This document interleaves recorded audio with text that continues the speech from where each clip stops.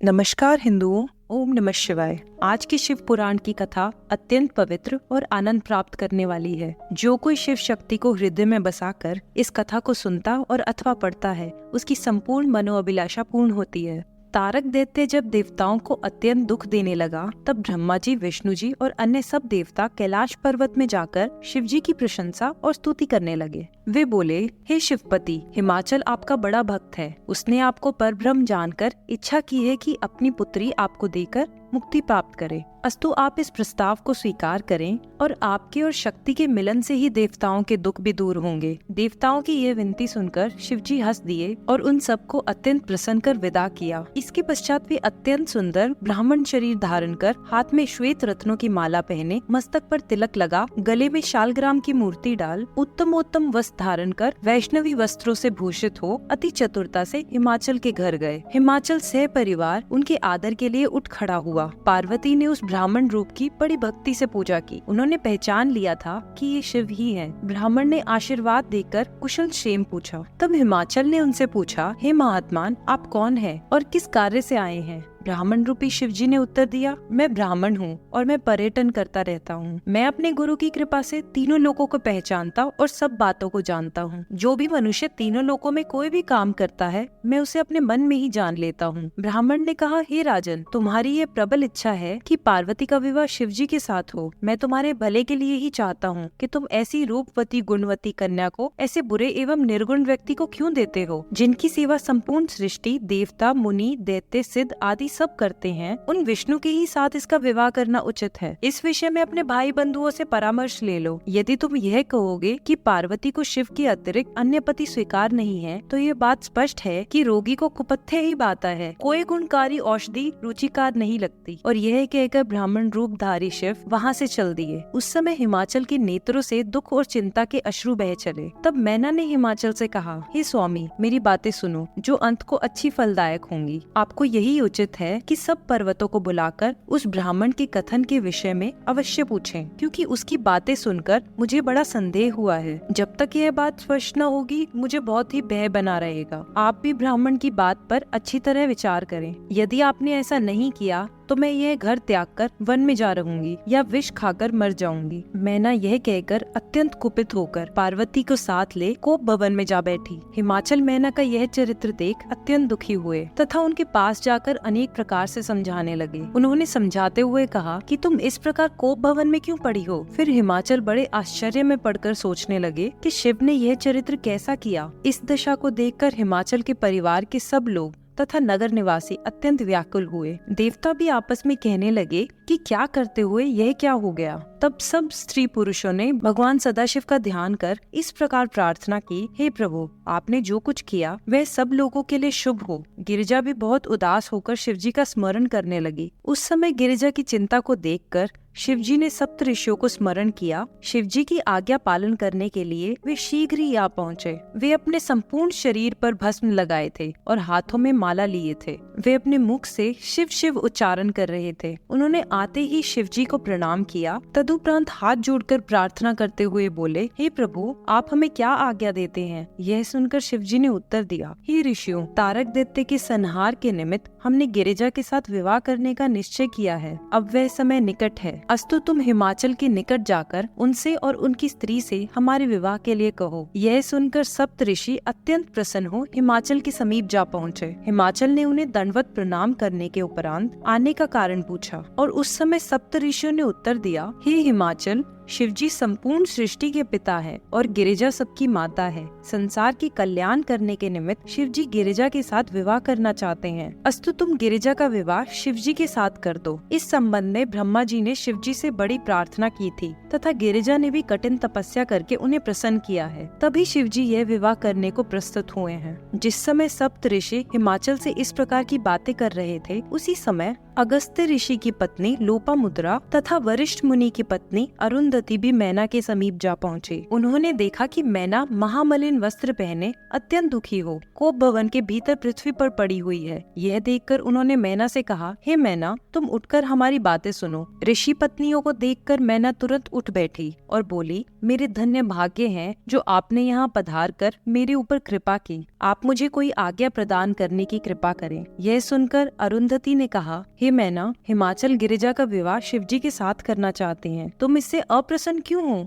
क्या तुम शिवजी को नहीं पहचानती कि वे तीनों लोकों के स्वामी और सबसे श्रेष्ठ हैं? इस प्रकार शिवजी की महिमा का बहुत कुछ वर्णन करने के उपरांत दोनों ऋषि पत्नियां मैना को साथ ले हिमाचल की सभा में जा पहुँचे। वहाँ पहुंचकर मैना ने सप्तऋषियों को प्रणाम किया। फिर वह अपने पति के चरणों का ध्यान धरती अरुंधति के समीप बैठ गई। उस समय सप्तऋषि ने हिमाचल से इस प्रकार कहा, हे हिमाचल, तुम्हें उचित है कि अब तुम अपनी बुद्धि को स्थिर कर शिवजी के साथ गिरिजा का विवाह कर दो। शिवजी को अपना जमाता बनाकर तुम सर्वश्रेष्ठ पद को प्राप्त करोगे। देखो, इस संसार में तारक नामक दैत्य अत्यंत उपद्रव कर रहा है। उसका वध करने के निमित्त ही शिवजी ने विवाह करना स्वीकार किया है। अस्तु, तुम देवताओं का कार्य पूरा करने के लिए इस कार्य में विलंब न करो। यह सुनकर हिमाचल ने हाथ जोड़कर उत्तर दिया, हे ऋषियों, मैं आपसे एक बात पूछना चाहता हूँ कि वे संसार से विरक्त, वनवासी, अवधूत तथा अशुभ वेशधारी हैं। भला मैं ऐसे व्यक्ति के साथ अपनी कन्या का विवाह कैसे कर दूं? इस प्रकार के वर को कन्यादान करने से पिता नरककामी होता है, क्योंकि विवाह मैत्री और वैर बराबर वाले से ही करना चाहिए। इसलिए मैं शिवजी के साथ अपनी कन्या का विवाह नहीं करना चाहता। हिमाचल की बात सुनकर अरुंधति ने उत्तर दिया, हे राजन, वेद के अनुसार 3 प्रकार के वचन होते हैं। एक ऐसा होता है जिसको सुनने में ऊपर से तो आनंद होता है, परंतु वास्तव में वह आनंद का नाश करने वाला होता है। दूसरे प्रकार का वचन सुनने में भी अमृत के समान होता है और उसका अंत भी शुभ होता है। तीसरे प्रकार का वचन सत्य धर्म से वशीभूत होता है। अस्तु, हम बीच वाले वचन का आश्चर्य लेकर तुम्हें समझाते हैं कि शिवजी संपूर्ण संसार के राजा तथा सबके स्वामी हैं। वे निर्गुण तथा सगुण दोनों रूप वाले हैं। कुबेर के समान धनपति उनके सेवक हैं। ब्रह्मा, विष्णु और हर उन्हीं के तीनों गुणों द्वारा उत्पन्न हुए हैं और गिरिजा तो सनातन काल से शिवजी की शक्ति है। अतः तुम्हें उचित है कि तुम गिरिजा का विवाह शिवजी के साथ कर दो। ऐसा करने से तीनों लोकों में तुम्हें यश प्राप्त होगा तथा संपूर्ण देवता तुम्हारे वशीभूत हो जाएंगे। यदि तुमने ऐसा नहीं किया तो भी यह निश्चय रखो कि गिरिजा तो शिवजी को अवश्य प्राप्त करेगी ही और तुम्हें व्यर्थ ही संताप उठाना पड़ेगा। अब विवाह के शुभ मुहूर्त को केवल 7 दिन शेष रह गए हैं। उस दिन तुम गिरिजा का विवाह शिव के साथ कर देना। इस प्रकार समझाते हुए सप्तऋषि 3 दिन तक वहाँ ठहरे। तब हिमाचल ने उनकी बात मानकर चौथे दिन लग्न लिखाया। उसे लेकर सप्तऋषि शिव के पास गए। सप्तऋषियों ने शिवजी के पास जाकर संपूर्ण वृतांत कह सुनाया। शिवजी बोले, हे ऋषियों, तुमने ये काम अच्छा किया। तुम भी अपने शिष्यों सहित हमारे विवाह में अवश्य उपस्थित होना। यह सुनकर सप्तऋषि प्रसन्न होकर वहाँ से विदा हुए। इसके पश्चात शिवजी ने नारद जी को स्मरण किया। वे वहाँ तुरंत प्रसन्नता पूर्वक पहुँचे और शिवजी को हाथ जोड़कर स्तुति एवं विनती की और कहा कि मेरा यह सौभाग्य है जो आपने मुझे स्मरण किया। अब आप मुझ सेवक को आज्ञा दीजिए। उस समय शिवजी ने संसार की रीति के अनुसार कहा, गिरिजा ने हमारी बड़ी आराधना की है। हमने प्रेम की वश होकर उसे अपने साथ विवाह करने का वर दे दिया है। अब तुम हमारी ओर से समस्त देवताओं को निमंत्रण दो और उन सबको यह बात भली भांति समझा देना कि जो हमारी बारात में सम्मिलित न हो वह हमारा प्यारा नहीं होगा। नारद यह सुनकर तुरंत चल दिए। सर्वप्रथम विष्णु के पास तथा इसी प्रकार सनकादिक, भृगु आदि के समीप पहुँचे। नारद ने सबको शिवजी का संदेश कह सुनाया और सबने अत्यंत प्रसन्नता के साथ उसे स्वीकार किया। इस प्रकार तीनों लोकों में कोई ऐसा स्थान शेष नहीं रहा जहाँ नारद ने शिव की ओर से जाकर निमंत्रण न पहुंचाया हो। सबको निमंत्रण देने के पश्चात नारद जी शिवजी के पास लौट आए और उनकी स्तुति करते हुए बोले, हे महाराज, आपके निमंत्रण को ब्रह्मा, विष्णु एवं संपूर्ण सृष्टि ने बड़ी प्रसन्नता के साथ स्वीकार किया है। इसके पश्चात नारद शिवजी की आज्ञा से वहीं रह गए। नियत समय पर ब्रह्मा, विष्णु, सनकादिक, लोकपाल, इंद्र आदि, अग्नि, धर्मराज, वरुण, कुबेर, पवन, ईशान, दिक्पाल, सूर्य, चंद्रमा, ज्वालामुखी आदि देवी देवता तथा मुनि कैलाश में अपनी समस्त सामग्री, परिवार, स्त्री गण, सेना तथा सभासदों को लेकर आए और अपने पद के अनुकूल बैठे। विष्णु और ब्रह्मा शुभ लगन पर शिवजी के पास आए और प्रणाम के पश्चात उनसे बोले, हे प्रभु, अब तो चलने का समय आ गया। शिवजी ने उसी समय बारात की तैयारी की आज्ञा दी। उनके आदेश अनुसार सब अपने को वस्त्राभूषणों से भूषित करने लगे। चारों ओर ध्वजा, पताका, चवर आदि शुभ सामग्री स्थापित हुई। देवताओं की पत्नियां मंगल गान करने लगी। उस समय की शिवजी की सुंदरता का वर्णन नहीं किया जा सकता। शुभ मुहूर्त में शिवजी महाराज बारात सहित चले। नंदी, भैरव आदि भी अपने गणों सहित उनके साथ हुए। शिव की उस बारात में असंख्य सेना चली। शिवजी ने सर्वप्रथम डमरू बजाया। इसके पश्चात वे बारात के साथ चले। हिमाचल ने भी इस विवाह के लिए अपने भाई बांधव तथा समस्त नदी, नद एवं समुद्रों को स्त्रियों सहित निमंत्रण किया और अपने नगर को भली भांति सजाया। स्त्रियों के समूह ने एकत्र होकर गिरिजा को स्नान कराया। जो कुल देवता आदि की पूजा नियत है वह सब गिरिजा से कराई गई। नारद को शिवजी की ओर से देवताओं ने पहले हिमाचल के पास भेजा। यहाँ उनका बहुत ही आदर सत्कार हुआ। सब रीति रिवाजों के पूरे हो जाने के पश्चात हिमाचल ने पहले अपने पुत्रों को बारात की अगवानी के लिए भेजा तथा स्वयं भी बारात के आने की प्रतीक्षा करने लगे। वे बारात की शोभा, असंख्य सेना तथा विचित्र सामग्री देखकर साथियों सहित आश्चर्यचकित हुए। उन्होंने सबको झुककर प्रणाम किया तथा बहुत कुछ स्तुति की। तदुपरांत रहने के लिए एक बहुत अच्छा स्थान दिया। बारात को द्वार पर आया हुआ देखकर मैना की इच्छा हुई कि सर्वप्रथम मैं अपने दामाद को देखूं, उसके पश्चात द्वारचार की रीति पूरी की जाए। यह विचार कर मैना ने नारद को बुलाया तथा अपनी मनोकांक्षा प्रकट की। वह बोली कि तुम जिसको परमात्मा और सर्वश्रेष्ठ कहते हो उसे देखकर ही सब काम किए जाएंगे। जब मैना राज्य के अहंकार से यह अनुचित विचार अपने मन में लाई तथा उसने शिवजी के स्वरूप की परीक्षा करनी चाही, तब शिवजी यह जानकर अप्रसन्न हुए। अब मैं ऐसा चरित्र करता हूँ जिससे यह मूर्ख ऐसी बातों को भूल जाए। ऐसा सोचकर शिवजी ने अपने विचार विष्णु को बुलाकर प्रकट किए और कहा, हे विष्णु, तुम और ब्रह्मा हमारे बड़े शुभ चिंतक हो। हम तुमको आदेश देते हैं कि तुम सब पहले अलग अलग अपनी सेना सहित हिमाचल के द्वार पर चलो। हम सब के पश्चात वहाँ आएंगे। विष्णु ने यह सुनकर सबको शिवजी का आदेश सुनाया।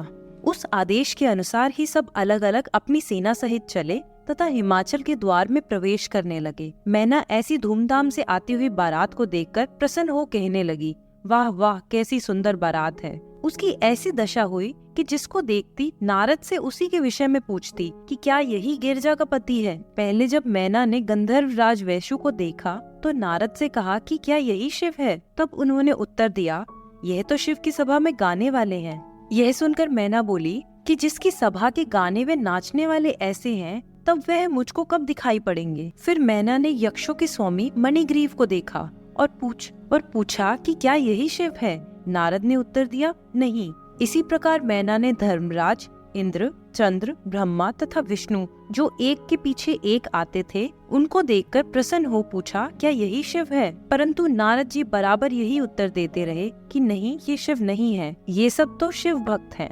यह सुनकर मैना अत्यंत प्रसन्न हुई तथा अपने को धन्य समझने लगी। वह समझी कि हमारा कुल तो कृतार्थ हो गया। इस प्रकार मैना के सब दुख दूर हो गए। मैना ने नारद जी और गिरिजा की बहुत प्रशंसा करते हुए कहा कि मैंने अब तक शिवजी को नहीं देखा। इतने में शिवजी सम्मुख आ गए। तब नारद ने मैना से कहा, यही शिवजी हैं, यही गिरिजा के पति हैं, इन्हें अच्छी तरह देखो। मैना ने शिव को अच्छी तरह देखा, परंतु शिव की माया से उसके नेत्र ऐसे हो गए कि उसकी दृष्टि में संदेह उत्पन्न हुआ। उस समय उसको शिवजी का दल ऐसा दिखाई देने लगा जैसे कि ये सभी भूत प्रेत आदि हैं। कईयों के तो हाथ ही नहीं थे तथा कई के बहुत से हाथ थे। मैना ऐसा दल देखकर बहुत भयभीत हुई। उस सेना में शिव को बैल पर चढ़े, त्रिनेत्र, चंद्रमा तथा मुकुट धारण किए, हाथों में डमरू, त्रिशूल और सब शस्त्र लिए, कंठ में हलाहल की शामता तथा शरीर में सर्प लिपटाए हुए देखा। उस समय नारद ने मैना से कहा कि अब तुम इधर उधर क्या देखती हो, शिव का रूप क्यों नहीं देखती। जब मैना ने शिव का ऐसा रूप और वैसी सेना देखी तो वह भयभीत होकर अत्यंत दुखी हुई और मूर्छित होकर धरती पर गिर पड़ी। सबको अत्यंत खेद हुआ। सब लोग औषधि आदि का उपचार कर मैना को चेत में लाए। फिर मैना नारद से बोली, हे नारद, तुझे धिक्कार है, तूने मेरी कन्या का जीवन नष्ट कर दिया। यह अवधूत मेरी लड़की के साथ विवाह करने के लिए भूत प्रेतों की सेना लेकर आया है। मेरा और हिमाचल का जन्म वृथा हुआ। सप्त ऋषियों ने भी मेरे साथ धोखा किया है। यह कहकर मैना गिरिजा से बोली, हे पुत्री, तुमने वन में जाकर ये क्या काम किया। हंस के स्थान पर कौवा लिया, सूर्य से मतलब ना रखकर जुगनू से मनोरथ चाहा, घी अच्छा ना लगा और रेहड़ी के तेल से रुचि हुई। तुमने यज्ञ की भस्म को दूर कर चिता की भस्म लगाई, जो विष्णु और अन्य देवताओं को छोड़कर शिव के लिए तप किया। यह सब मेरे कर्मों का ही फल है। मैंने बड़े प्रेम से पुत्री के लिए तप किया था, परंतु ऐसा दुख देने वाला फल तथा ऐसा भयावना स्वरूप मुझको प्राप्त हुआ। यह कहकर मैना बारंबार पृथ्वी पर गिरकर मूर्छित होने लगी। कुछ देर पश्चात मैना को जब चेत हुआ तो गिरिजा की ओर से आंखें मूंद कर दिख दिख कहने लगी। वे बोली, मुझे दुख है कि तुम मर न गई। हिमाचल ने भी नारद के वचन पर इतना विश्वास कर बहुत बड़ी मूर्खता की। अब मैं क्या करूं जिससे मेरा यह दुख दूर हो। मैना ऐसे वचन कहती हुई रो रो कर धरती पर गिर पड़ती थी। यह देखकर सब आनंद दुख में परिवर्तित हो गया। तब देवता आदि वहाँ बहुत प्रकार से मैना को समझाने लगे कि तुम यहाँ क्या करती हो, जो इस प्रकार इस शुभ अवसर को अशुभ किए देती हो। यह सुनकर मैना ने जो कुछ मन में आया देवताओं को बुरा भला कहा तथा दिक्पाल आदि को वहाँ से उठा दिया। अंत में हिमाचल ने वहाँ जाकर मैना को बहुत समझाया और कहा, संसार के स्वामी और पिता शिव मेरे द्वार पर आए हैं, सो तुमको ऐसा अनुचित कार्य नहीं करना चाहिए। देखो, एक बार पहले भी शिव जी मेरे यहाँ अवधूत स्वरूप धारण कर आए थे तथा ऐसे नाचे गाए थे कि स्त्री पुरुष सब अधीर हो उठे। उन्होंने यहाँ ऐसे ऐसे रूप दिखलाए थे कि उन्हें देखकर मैं और तुम दोनों ने ही गिरिजा को उन्हें देना स्वीकार कर लिया था। इस प्रकार हिमाचल ने अनेक उदाहरण देकर मैना को समझाया, परंतु मैना के मन में कुछ न आया। जब मैना की यह दशा देखकर गिरिजा बोली, हे माता, मैं शिवजी के अतिरिक्त और किसी और के साथ विवाह नहीं करूँगी। यह बात किस प्रकार हो सकती है कि सिंह का भाग सियार प्राप्त करे। यह सुनकर मैना क्रोधित हो उठी। जब मैना का क्रोध शांत न हुआ अपितु वह और बढ़ता ही गया, तब विष्णु स्वयं वहाँ मैना को समझाने के लिए गए। विष्णु जी ने वहाँ पहुंचकर मैना को समझाते हुए कहा, हे मैना, तुम शिव को नहीं जानती हो। वे सबसे बड़े, सबके स्वामी तथा अनादि हैं। उन्हीं से प्रकृति, पुरुष, सनकादिक, मैं और ब्रह्मा आदि सब उत्पन्न हुए हैं। वे और मैं उन्हीं की सेवा करते हैं। अनेक स्तुति करने के पश्चात विष्णु जी ने फिर कहा, सबको शिव जी में और शिव में सबको समझो। जिस प्रकार एक शरीर अनेक प्रकार के वस्त्र धारण करता है, उसी प्रकार शिव जी को भी समझना चाहिए। शिव जी की भक्ति बड़ी आनंददायक है। मैं उन्हीं की शक्ति से सब कार्य करता हूँ तथा उन्हीं के तप से मुझको चक्र प्राप्त हुआ है। सब देवता शिव जी की सेवा से ही अमर हो गए हैं। विष्णु जी शिव जी के गुणों का इस प्रकार वर्णन करते हुए कहने लगे कि शिव जी का तप बहुत सरल है। उनके अनेक रूप तथा असंख्य लीलाएं हैं। जिस प्रकार तुमने तब अनेक रूप देखे थे, उसी प्रकार अब उनके भयानक स्वरूप को भी देख लिया। जो मनुष्य किसी को कुछ देने के लिए कहे और अंत में अपने वचन का पालन न करके उसे न दे, उसके बराबर और कोई पाप नहीं। अब तुम उठो तथा अपना काम करो। शिवजी तुम्हारा कल्याण करेंगे। मैं तुमसे सत्य कहता हूँ कि शिवजी गिरिजा का विवाह अवश्य होगा। विष्णु के मुख से इस प्रकार के पवित्र वचन सुनकर मैना को कुछ ढाढ़स हुआ। तब वह उठकर लज्जा पूर्वक विष्णु से बोली, आपने मुझको समझाकर बड़ा धीरज बंधाया, परंतु मैं अपने मन से विवश हूँ। वह बात को समझकर भी समझने की शक्ति नहीं रखता। मेरा हृदय यह कार्य करने को नहीं चाहता। यह सुनकर विष्णु जी ने नारद से कहा कि तुम शिव जी के पास जाकर निवेदन करो कि वह मैना के हृदय से अपनी माया को खींच ले, जिससे मैना अपनी यथार्थ दशा को प्राप्त करे और गिरिजा का विवाह हो सके तथा सब मनुष्य प्रसन्न हो जाएं। नारद विष्णु जी की आज्ञा पाकर शिव जी के चरणों में पहुँचे तो शिव जी विष्णु जी की इच्छा जानकर अत्यंत सुंदर हो गए। उन्होंने एक मुख, दो नेत्र, चंपा के फूल के समान शरीर का रंग तथा सब प्रकार से मोहक रूप धारण कर लिया। उन्होंने अपने शरीर को उत्तमोत्तम रत्न एवं जड़ाऊ वस्त्रों से भूषित कर लिया। अग्नि के समान चमकते हुए मस्तक पर चंदन, कस्तूरी, अगरू, कुकुम, इत्र आदि लगाए। मणि से जड़ी अंगूठियां हाथों में पहने तथा नेत्रों में काजल लगाया। उस समय समस्त संसार की सुंदरता एकत्र होकर शिवजी स्थित हो गई। जो परब्रह्म आदि मध्य अंत रहित तथा सृष्टि उत्पन्न करने वाला है, उसने ऐसे रूप से प्रकट होकर कैसी कैसी लीला की। नारद ने शिवजी का ऐसा सुंदर स्वरूप देख अत्यंत आनंद मनाया। नारद स्तुति करने लगे और मैना से बोले कि हे मैना, अब तुम शिवजी के रूप को देखो। तब मैना ने शिवजी के रूप को देखा और अत्यंत प्रसन्न हुई और फिर चारों ओर प्रसन्नता छा गई। देवता उच्च स्वर से जय शिव कहने लगे। अप्सराएं नृत्य करने लगी। उस समय मैना भी बोली, यह हमारा परम सौभाग्य है। इसके पश्चात शिवजी संपूर्ण बारात के साथ हिमाचल के द्वार को चले। वे लोग संसार में बड़े भाग्यशाली हैं जो शिवजी की भक्ति करते हैं। शिवजी की भक्ति तीनों लोगों को भाग्य से ही प्राप्त होती है। मैना ने अत्यंत प्रसन्न होकर शिवजी की आरती उतारी। गिरिजा ने भी अपनी माता से छिपकर शिवजी को देखा। उनका जैसा सुंदर स्वरूप गिरिजा को दिखाई दिया, उसकी प्रशंसा नहीं की जा सकती। गिरिजा ने सुंदर स्वरूप को देखकर प्रणाम किया। तब हिमाचल ने कुल तथा रीति के अनुसार बड़ी प्रसन्नता एवं धूमधाम के साथ सब रीतियां पूरी की। द्वारचार के पश्चात गायन, नृत्य तथा अनेक प्रकार के आनंद मंगल होने लगे।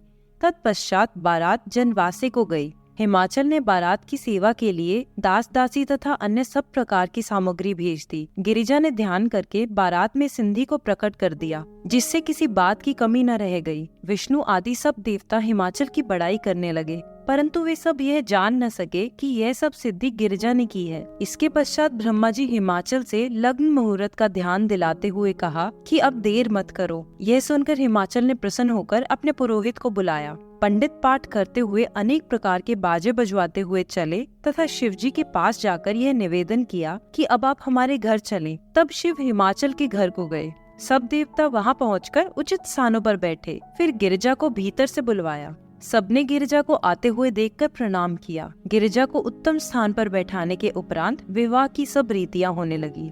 दोनों ओर से बहुत सा धन दिया गया, जो प्रत्येक को उसकी इच्छा अनुसार ही मिला। उस समय चारों ओर बड़ा आनंद हुआ। इसके पश्चात बारात वहां से चलकर जनवासे में आई। तब हर प्रकार के भोजन परोसे गए। हिमाचल ने सबके पांव धोए। जिस समय उन्होंने शिव के चरण को धोया, उस समय वे प्रसन्नता से भर गए। उन्होंने यही सोचा कि ये वही चरण है जिसका विष्णु एवं ब्रह्मा ध्यान करते हैं। चरण धोने के पश्चात शिवजी को एक सुंदर स्वर्ण की चौकी पर बैठाया तथा उनके सम्मुख भोजन लाकर रखा। जब वे भोजन समाप्त कर चुके, तब उनको पान बांटे गए। तदुपरांत वहां से विदा होकर जनवासे में आई। शुभ लगन पर हिमाचल ने अपना एक पुत्र शिवजी को आदर सहित लाने के लिए भेज दिया। शिवजी देवता एवं मुनियों सहित तुरंत वहां से चल दिए। उस समय अनेक प्रकार के बाजे बजने लगे। उस समय चारों ओर जो आनंद छा गया, उसका वर्णन किसी प्रकार भी नहीं किया जा सकता। मैना ने सर्वप्रथम शिवजी की आरती उतारी। उसके पश्चात शिवजी अंदर आए। देवताओं एवं मुनि आदि भी अंदर जाकर बैठ गए। उस समय मंडप के चारों ओर की परत को 4 प्रकार से पवित्र किया गया। उसके नीचे सिंहासन पर शिवजी विराजमान हुए और फिर गिरिजा आई। ये 16 श्रृंगार किए हुए अपनी सखियों के साथ आई थी।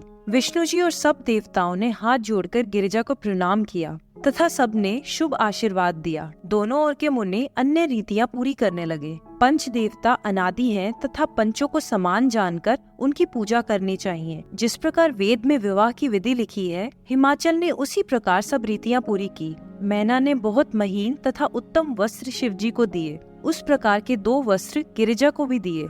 गिरिजा हिमाचल की दाहिनी ओर आकर बैठी और शिवजी गिरिजा के सम्मुख बैठे। तब मुनीश्वरों ने वेद पाठ किया। मैना भी कन्यादान के समय आई। पुरोहित दूसरे पक्ष को पाकर गोत्र नाम पूछने लगे तथा अपने कुल का बताने लगे।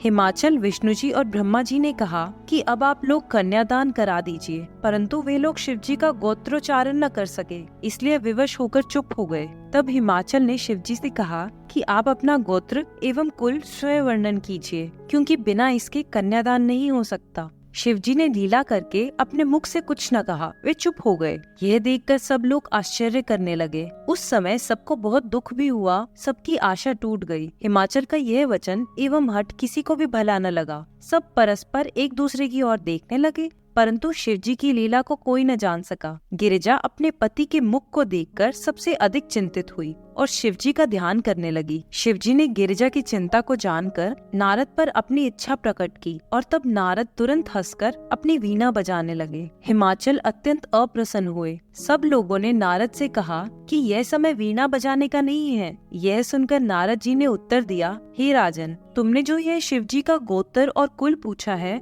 सो हमने शिवजी संकेत के अनुसार ही उत्तर दिया है।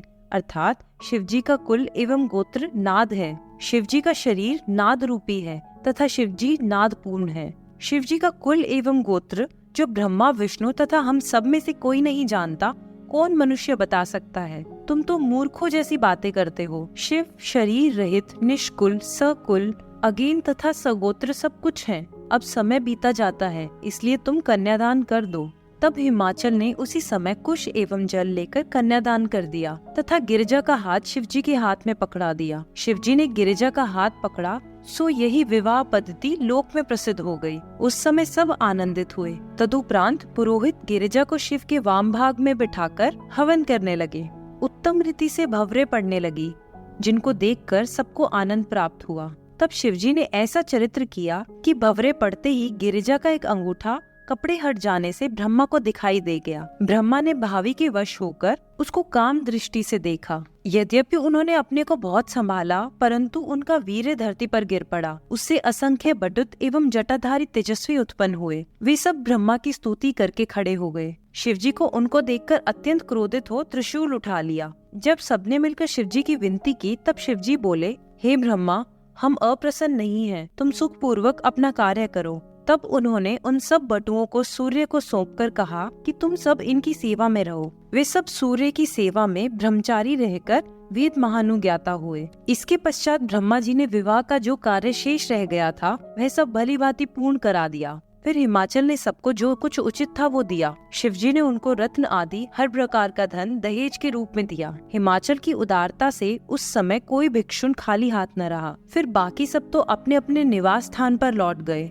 परंतु स्त्रियों ने शिवजी को घर के भीतर ले जाकर सब रीतियां पूरी करने लगे। उन स्त्रियों ने शिवजी के साथ अनेक प्रकार के हास्य किए। सब रीतियां पूरी हो जाने के पश्चात स्त्रियों ने शिव और गिरिजा को अंतःपुर में ले जाकर उत्तम शैया पर बिठाया। गिरिजा और शिव के उस समय के स्वरूप का, जो वस्त्राभूषण से सज्जित था, किसी भी प्रकार का वर्णन नहीं किया जा सकता। उस समय सभी देव पत्नियां शिवजी के पास गई, जिनमें सावित्री, लक्ष्मी, सरस्वती, अहिल्या, तुलसी, शतरूपा, अदिति तथा 16 संसार की माताएं, जो अपनी कृपा द्वारा संसार के दुख को नष्ट कर देती हैं, वो सब वहाँ थी। सर्वप्रथम सरस्वती बोली, हे देवाधिदेव, तुमने प्राणों के समान पत्नी पाई है, अब अपनी प्रिया के मुख को तो देखो। फिर लक्ष्मी ने कहा, हे देवताओं के देवता, अब समस्त लज्जा त्याग कर अपनी प्रिया को हृदय से लगा लो। और फिर सावित्री बोली, हे देव, तुम स्वयं भोजन करके अपनी प्रिया को भोजन कराओ और उन्हें पान खिलाओ। तुलसी बोली, हे शिव, तुमने तो स्त्री को छोड़कर कामदेव को भस्म कर दिया था तथा संसार से त्यागी एवं काम रहित बन गए थे। फिर अरुणयति को तुमने क्यों सिखाकर भेजा? स्वाहा ने कहा, हे गिरजापति, स्त्री के वचन सुनकर लज्जित मत होना। यदि वह कोई ठिठाई से लाड प्यार की बातें कहे तो उसका बुरा मत मानना, क्योंकि संसार की यही रीति है। इसके पश्चात शंखा ने सबसे कहा कि अब गिरिजा को शिव के साथ वहाँ भेज दो, जहाँ सुंदर मंदिर पुष्पों से सज्जित हो तथा रत्न दीप जलते हों। स्त्रियों की ऐसी हास्यपूर्ण बातें सुनकर शिवजी अत्यंत लज्जित हुए तथा बोले, हम तुम सबके हाथ जोड़ते हैं तथा विनय करते हैं कि हमारे समक्ष ऐसी बातें मत कहो। सब स्त्रियां शिवजी के यह वचन सुनकर लज्जित हो गई तथा चित्र लिखित सी चुप होकर रह गई। उस समय शिवजी को प्रसन्न देखकर रति बोली, शिवजी, आपने अपनी स्त्री को ग्रहण कर प्रसन्नता प्राप्त की है, परंतु मेरे पति को व्यर्थ ही जला दिया। अब मैं यह आशा लेकर आपसे विनय करती हूँ कि आप मेरे पति को जीवित कर दीजिए। इस समय मेरे अतिरिक्त सारा संसार आनंदित है। यह कहकर रति विलाप करने लगी, जिससे सभी दुखित हुए। फिर रति अपने पति की जली हुई भस्म को, जिसे वह बांध कर लाई थी, खोलकर शिवजी के आगे खड़ी हो गई। रति का रोना सुनकर सब स्त्रियां भी रोने लगी। उस समय शिवजी ने रति एवं देव पत्नियों का रुदन सुनकर एक बार अमृत दृष्टि से देखा, जिससे उसी समय कामदेव अपनी भस्म से उत्पन्न हो गया। यह देखकर रति अत्यंत प्रसन्न हुई तथा कामदेव शिवजी की स्तुति करने लगा। शिवजी ने कहा, हे कामदेव, अब तुम शोक मत करो तथा बाहर बारात में जाकर बैठो। कामदेव ने शिवजी की आज्ञा अनुसार जनवासे में आकर ब्रह्मा जी एवं विष्णु जी से प्रणाम किया। उन्होंने उसे आशीर्वाद देते हुए कहा कि तुम शिव एवं गिरिजा के प्यारे हो, अस्तु अब तुमको किसी भी प्रकार का भय नहीं करना चाहिए। यह सुनकर कामदेव वहीं बैठ गया। जब प्रभात हुआ तो चारों ओर से अनेक प्रकार के बाजे बजने लगे तथा मुनि देवता आदि जय जयकार का शब्द करने लगे। और फिर विष्णु जी और ब्रह्मा जी ने बहुत सा दान देकर हिमाचल से विदा मांगी और अंत में शिवजी ने यह वरदान दिया कि जो इस वृतांत को पढ़ेगा वह सदैव प्रसन्न बना रहेगा।